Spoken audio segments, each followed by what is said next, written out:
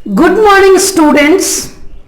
आज मैं product of matrices के mix type question, miscellaneous type question करवाने जा रही हूं, जिसमें प्रोडक्ट ऑन मैट्रिसेस के कुछ यूनिक टाइप के antique type examination point of view से इंपॉर्टेंट क्वेश्चन डिस्कस करूंगी।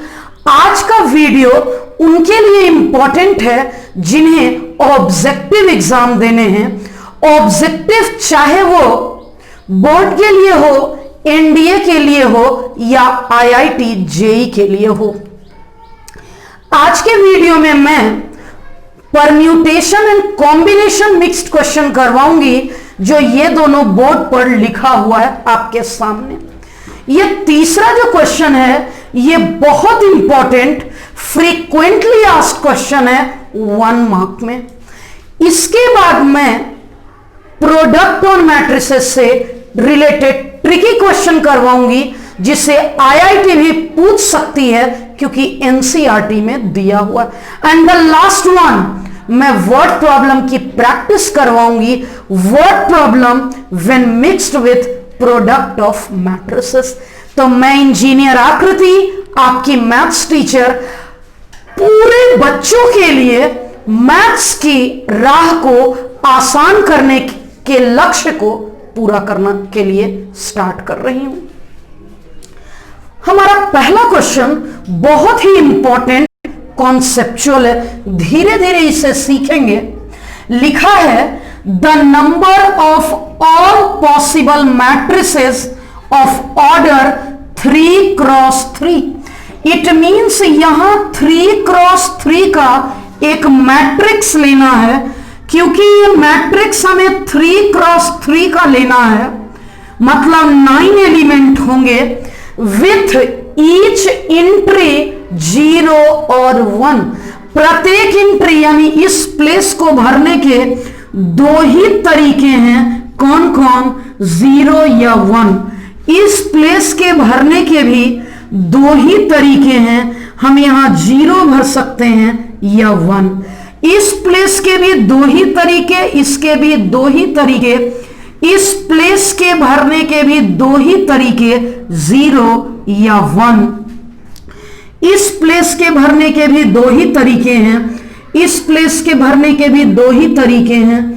इस प्लेस के भरने के भी दो ही तरीके हैं और इस प्लेस के भरने के भी दो ही तरीके हैं। यानी सभी एलिमेंट को फिलअप करने के दो ही तरीके हैं। हम लोग यहां पे या तो 0 रख सकते हैं या 1 रख सकते हैं ना। Two ways and two ways. There are 2 ways to fill each element of the matrices। तो क्वेश्चन पूछा है number of all possible matrices, इसलिए मैं लिखूंगी नंबर ऑफ पॉसिबल मैट्रिसेस क्या होगा? 2 into 2। परम्यूटेशन एंड कॉम्बिनेशन बोलता है कि इसके दो तरीके, एंड के जगह इनटू, इस प्लेस के भी दो तरीके, एंड इस प्लेस के भी दो तरीके, एंड इस प्लेस के भी दो तरीके, एंड इस प्लेस के भी दो तरीके, इस तरीके से इस प्लेस के भी दो तरीके, इस प्लेस के भी 9 तरीके। जब 2 2 2 9 टाइम्स होगा तो आंसर आ जाएगा 2 to the power 9। आपको देखना है कौन सा ऑप्शन करेक्ट होगा। 2 to the power 9 512, it means D option correct हो गया। बिल्कुल सेम कॉन्सेप्ट पर सीबीएसई ने यह क्वेश्चन पूछा है 1 मार्क्स में। यह क्वेश्चन सीबीएसई ने लेटेस्ट में इस क्वेश्चन को पूछा है। मैं आपसे होमवर्क में यह क्वेश्चन जानना चाहती हूं। तुरंत आप कमेंट करिए कि कौन सा ऑप्शन करेक्ट होगा। आपको लिखना है होमवर्क 1। वीडियो को पॉज करिए और पहले इस क्वेश्चन को सॉल्व करके रिप्लाई करिए। यह क्वेश्चन इतना सिंपल और exactly same on this pattern ये तो एनसीईआरटी का क्वेश्चन था, लेकिन ये क्वेश्चन सीबीएसई ने इस बार पूछा। सीबीएसई ने पूछा तो स्टेट बोर्ड भी पूछेगी, क्योंकि स्टेट बोर्ड दो ही जगह से तो क्वेश्चन उठाती है, एनसीईआरटी से और प्रीवियस ईयर सीबीएसई क्वेश्चन से। इसलिए स्टेट बोर्ड के बच्चों को भी मैं अपनी कोचिंग में प्रीवियस ईयर सीबीएसई क्वेश्चन जरूर बनवाती हूं, क्योंकि अपना एक ही लक्ष्य है 100 आउट ऑफ 100, उसे मैं आपसे अचीव करवा के रहूंगी, इतना आपको तैयार कर दूंगी। तो आपका कमेंट इसका आ चुका होगा। Now come to question number 3, very important question. ये बहुत ही इंपॉर्टेंट और आसान है। स्टेट बोर्ड अब तक इसे 5 बार पूछ चुकी होगी, सीबीएसई 2 बार पूछी है। 1 मार्क क्वेश्चन में क्या क्वेश्चन है? A is a square matrix such that A square equals to A। इस क्वेश्चन को स्टार्ट करने से पहले मैं A प्लस बी का होल क्यूब बता देती हूं। A प्लस बी का होल क्यूब होगा A cube plus B cube plus 3A square B plus 3AB square. A plus B का होल क्यूब यही होगा। अब मुझसे जो क्वेश्चन पूछा जा रहा है, प्रोसीड कर लेती हूं। I प्लस ए का whole cube minus 7A। A plus B का होल क्यूब होगा A cube plus B cube plus 3A square B plus 3AB square minus 7A।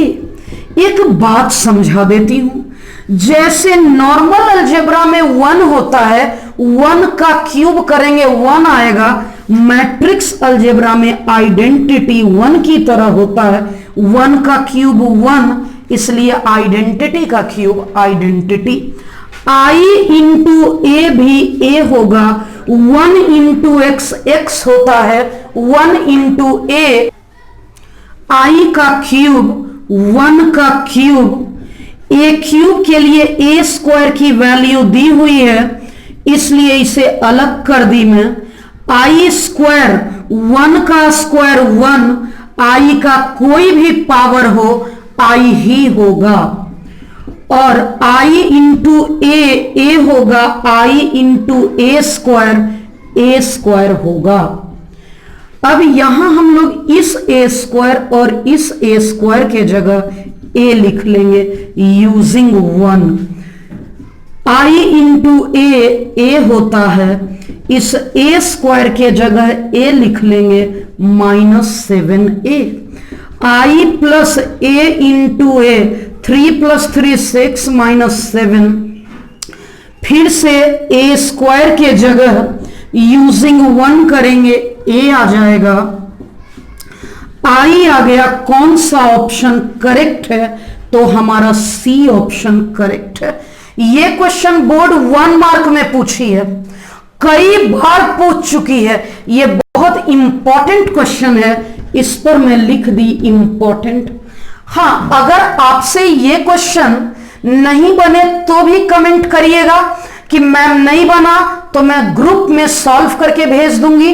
लेकिन मैं चाहती हूं आप बच्चे बनाएं, मैं देखना चाहती हूं कितने बच्चे इसे होमवर्क में बनाकर भेजेंगे। पैटर्न मैट्रिसेस का tricky question, paragraph based question, जैसा जेई एडवांस में पूछा जाता है, अपने एनसीईआरटी का क्वेश्चन है, थोड़ा सा ट्रिकी है, आपको ध्यान देना है।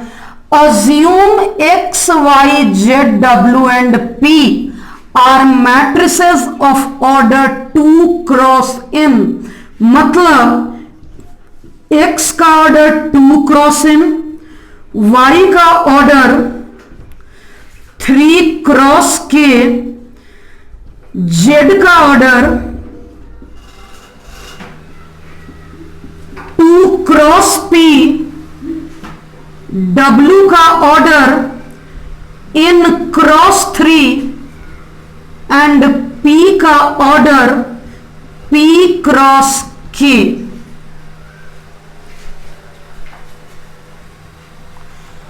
इस क्वेश्चन को ध्यान से गौर से देखना है। The restriction on n, k and p so that P Y plus W Y, पहले p और y को देखना है, तो p और y का प्रोडक्ट होने के लिए p है p क्रॉस k और y है 3 क्रॉस k, इन दोनों का प्रोडक्ट पी वाई तभी पॉसिबल होगा, इन दोनों का प्रोडक्ट बोर्ड पर देखना है, इन दोनों का प्रोडक्ट पी वाई तभी पॉसिबल होगा जब इसका रो पहले का कॉलम दूसरे के रो के इक्वल होगा। यानी एक बात तो समझ में आ गई कि k इक्वल्स टू 3 हर हाल में चाहिए ही चाहिए। k की वैल्यू तो 3 के अलावा कुछ भी होगा तो नहीं चलेगा, और इस प्रोडक्ट p इंटू वाई का ऑर्डर आएगा p क्रॉस k। यहां से हम लोग कुछ ऑप्शंस देखते हैं। k इक्वल टू 3 इसमें है, इसमें k आर्बिट्ररी बोला, ये तो गलत हो गया क्योंकि मुझे तो k फिक्स चाहिए। इसमें k इक्वल टू 2 है तो ये भी कट गया क्योंकि मुझे तो k इक्वल्स टू 3 ही चाहिए। एक बात तो समझ में आ गया कि a और d होगा। थोड़ा आगे बढ़ती हूं, w इंटू वाई पे वर्क करती हूं। w का ऑर्डर है n क्रॉस 3 और y का ऑर्डर है 3 क्रॉस k। अगर इन दोनों का प्रोडक्ट चाहिए तो इन दोनों को सेम होना होगा, जो कि ऑलरेडी सेम है, मींस n क्रॉस k। अब बोला इन दोनों का समेशन भी करना है, means P Y plus W Y दोनों को सम करना है। तो मैं पी वाई का ऑर्डर देख लूं, पी वाई है p cross k, p cross k, W Y है n क्रॉस k। मैंने आप बच्चों को पढ़ा रखा है कि दो मैट्रिक्स का एडिशन एंड सब्ट्रैक्शन तभी पॉसिबल होगा जब दोनों का ऑर्डर सेम होगा। दोनों का ऑर्डर सेम होगा मतलब k के जगह k होगा, p के जगह n होगा। यहां से एक रिजल्ट आ गया कि p equals to n, p और n सेम होना चाहिए, क्योंकि ऑर्डर सेम होगा तभी एडिशन पॉसिबल होगा। p इक्वल्स टू n और एक आंसर था k इक्वल्स टू 3, तो k equals to 3, p equals to n एक ही ऑप्शन में दिया हुआ है, ऑप्शन ए हमारा करेक्ट हो गया। ये बहुत बेहतरीन क्वेश्चन था, बहुत ही अच्छा क्वेश्चन था। सिमिलरली हम लोग क्वेश्चन नंबर 2 को देखते हैं। n बराबर p दे दिया, ठीक है, n बराबर p है। अब 7x माइनस 5z, 7x का ऑर्डर वही होगा जो x का है, 5z का ऑर्डर वही होगा जो z का है। 7x के ऑर्डर के लिए हम लोग x के ऑर्डर के पास जाएंगे, 2 cross n।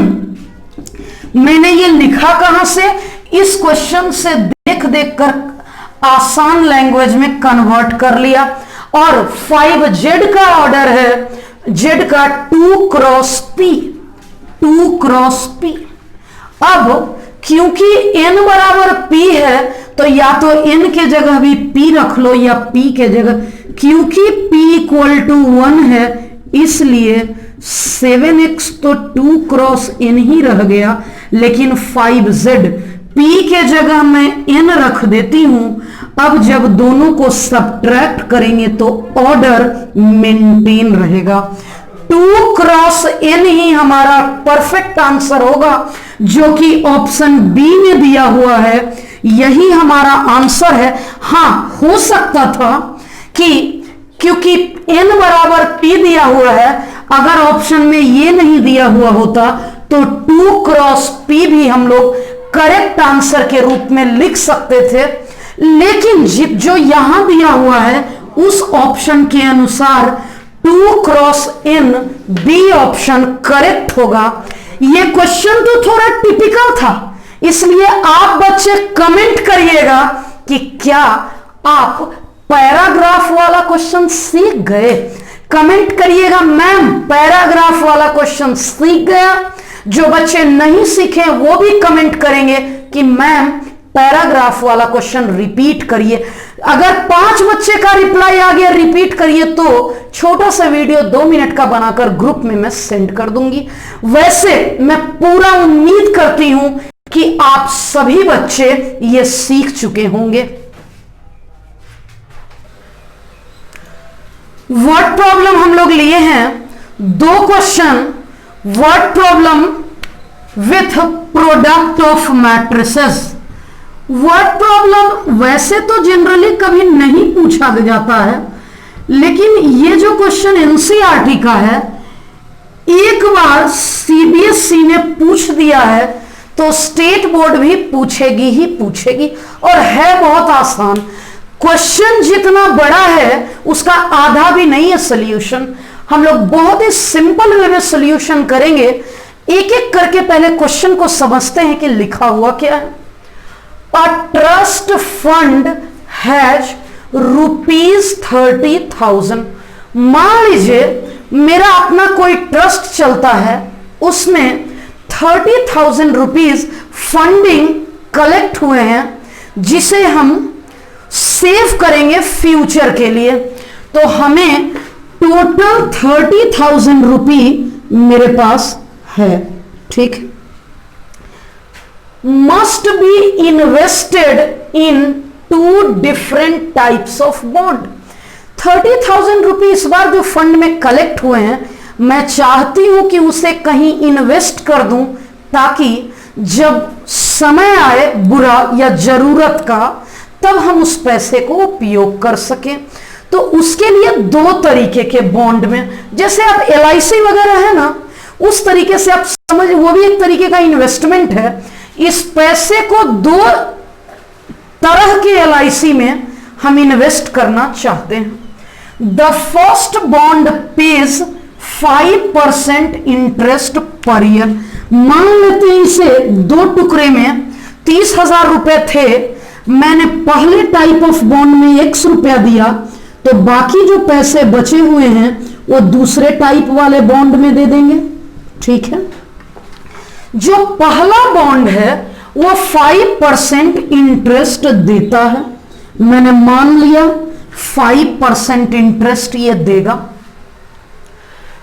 And the second bond page 7% interest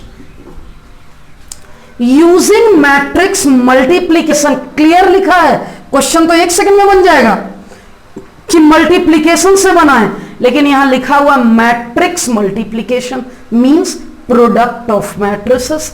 determine how to divide this one among the 2 types of bond. मैंने डिवाइड तो कर दिया, X रुपए पहले बॉन्ड को देंगे, जो बच गया वो दूसरे बॉन्ड को देंगे। If the trust fund obtain an annual total interest is इतना, इंटरेस्ट दिया है, एक मैं बताऊंगी, दूसरा आपको बनाना है होमवर्क में। अच्छे से सीखिएगा, ए मैं बताऊंगी, बी आपको होमवर्क बनाकर तुरंत का तुरंत भेजना है।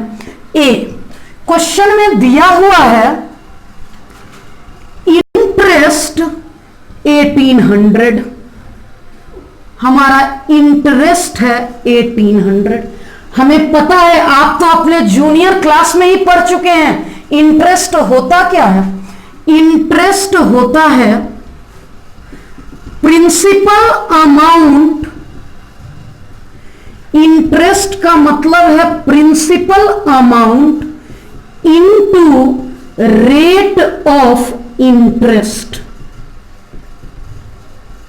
क्योंकि इंटरेस्ट 1800 दिया है, 1x1 दिया है, तो इस अमाउंट को कुछ इस प्रकार से लिखना होगा कि रो तो फिक्स की 1 ही आए और इस रेट ऑफ इंटरेस्ट को इस प्रकार से लिखना होगा कि कॉलम 1 रहे।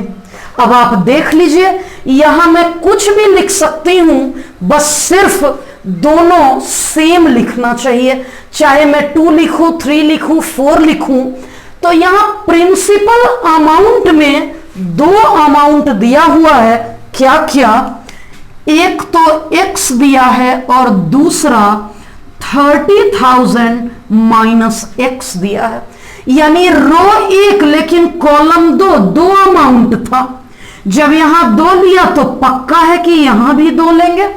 यह है रेट ऑफ इंटरेस्ट, इंटरेस्ट भी दो दिया हुआ है, दो रेट ऑफ इंटरेस्ट है, 5% एंड 7%। ये डेटा इंडिकेट किया था, हिंट किया था कि रिजल्ट प्रोडक्ट 1x1 आना चाहिए। अब तो ये 1x1 ही आएगा, 1x1 आने की स्थिति में ये आ चुका है। करके देखते हैं कि क्या है इसमें। इधर तो 1800 है जो कि 1x1 है। जब इन दोनों का प्रोडक्ट करूंगी तो ये भी कैंसल हो जाएगा और 1x1 हो जाएगा। पहला रो पहला कॉलम, x को इससे इंटू कर दिया प्लस इस पूरे को इससे इंटू कर दिया। एक एलिमेंट इस तरफ भी है और एक ही एलिमेंट इस तरफ भी है। हम लोग सिंपली इक्वेट कर लेंगे, cross multiplication 1800 into 100, 5x minus 7x आ गया माइनस 2x। ये 2x इस तरफ आ गया, 210 माइनस 210 माइनस 180। अब 2x इक्वल्स टू 30,000 तो x आ गया 15,000। ध्यान दीजिएगा, क्वेश्चन में पूछा है how to divide this one, तो x आ गया 15,000 तो दूसरा भी आ गया 30,000 माइनस 15,000। सो क्वेश्चन के लैंग्वेज में आंसर करते हैं, how to divide this one. So person, so trust fund invested ₹15,000 and ₹15,000 in 2 bonds respectively। ये क्वेश्चन बहुत ही आसान था, बहुत सिंपल भी था। ये क्वेश्चन 2 मार्क्स में एक बार पूछा गया है, एनसीईआरटी का क्वेश्चन है इसलिए दोबारा भी पूछा जा सकता है। एक तो मैंने बना दिया, अब दूसरा क्वेश्चन आपके लिए छोड़ दिया। होमवर्क आपको लिखना है, होमवर्क 2 का बी। ये सब्जेक्टिव अप्रोच है इसलिए आपको आंसर करना है कि मैम होमवर्क 2 का बी बन गया, या आपको कमेंट करना है होमवर्क 2 का बी नहीं बना, फिर से बता दीजिए। अगर आपसे नहीं बनता है तो ये एनसीईआरटी का क्वेश्चन है और एनसीईआरटी का सॉल्यूशन तो शेपिंग फ्यूचर ऐप पर अवेलेबल है, जहां से आप देख सकते हैं। ये 2000 1800 के जगह 2000 रख दीजिए और सिमिलर 1800 के जगह 2000 रख देने से x की वैल्यू आ जाएगी। अब एक वर्ड प्रॉब्लम सिर्फ और करवाऊंगी सो दैट आप प्रैक्टिस्ड हो सकें। वर्ड प्रॉब्लम का और इस वीडियो का last question, the book shop of a particular school has 10 dozen chemistry book. यानी पता चल चुका कि केमिस्ट्री बुक 10 दर्जन यानी 120 पीस है। 8 dozen physics book, it means physics की बुक 12 8 जा 96 है। And 10 dozen economics book, it means economics book 10 dozen means 12 10 जा 120। एंड देयर सेलिंग प्राइस, इन तीनों में ये तो था नंबर ऑफ बुक्स, और इन तीनों का selling price ₹80, ₹60, ₹60 and ₹40. Find the total amount the bookshop will receive from selling all the books using matrix algebra. मैं आपसे कॉमन सा सवाल करती हूं, अगर हमारी किताब की दुकान है, मुझे 2 फिजिक्स की बुक, 1 केमिस्ट्री की बुक और 3 मैथ्स की बुक मंगवानी है। फिजिक्स वाले बुक का प्राइस ₹5, केमिस्ट्री वाले का ₹3 और मैथ्स वाले का ₹10 है, तो मैं कुल कितने पैसे उस दुकानदार को दूंगी सारी बुक्स खरीदने के बाद? क्या करेंगे हम लोग?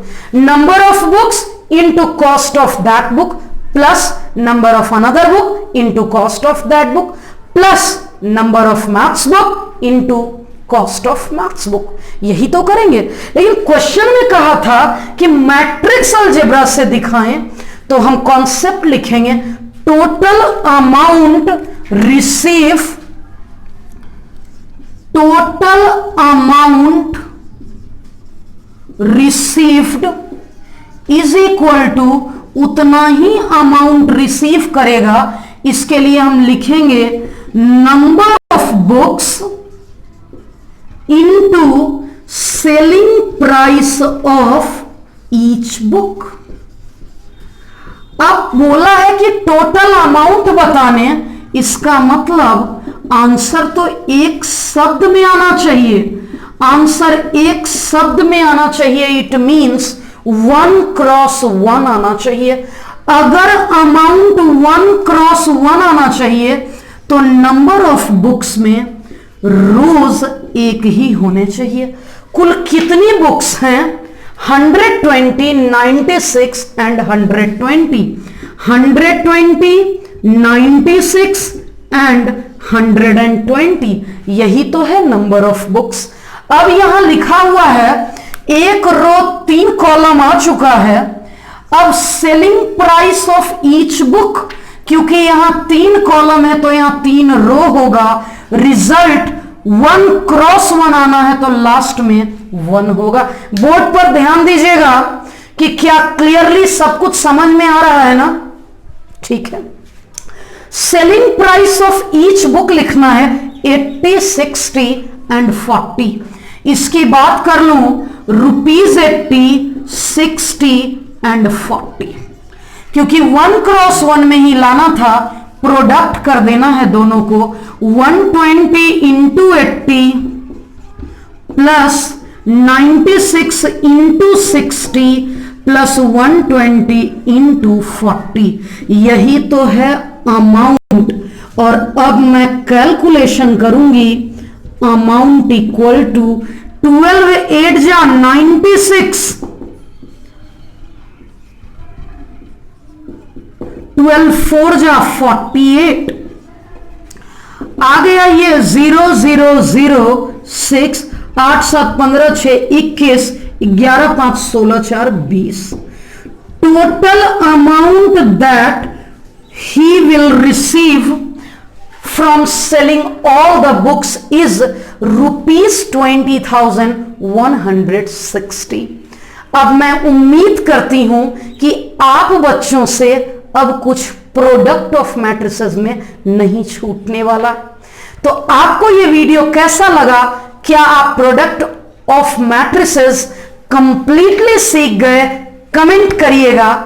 अगर आप चैनल पर नए हैं तो जरूर सब्सक्राइब करिएगा, सो दैट जैसे ही मैं टेस्ट लूं या नेक्स्ट चैप्टर का वीडियो लाऊं तो आपको क्विक नोटिफिकेशन मिल जाए। Thank you.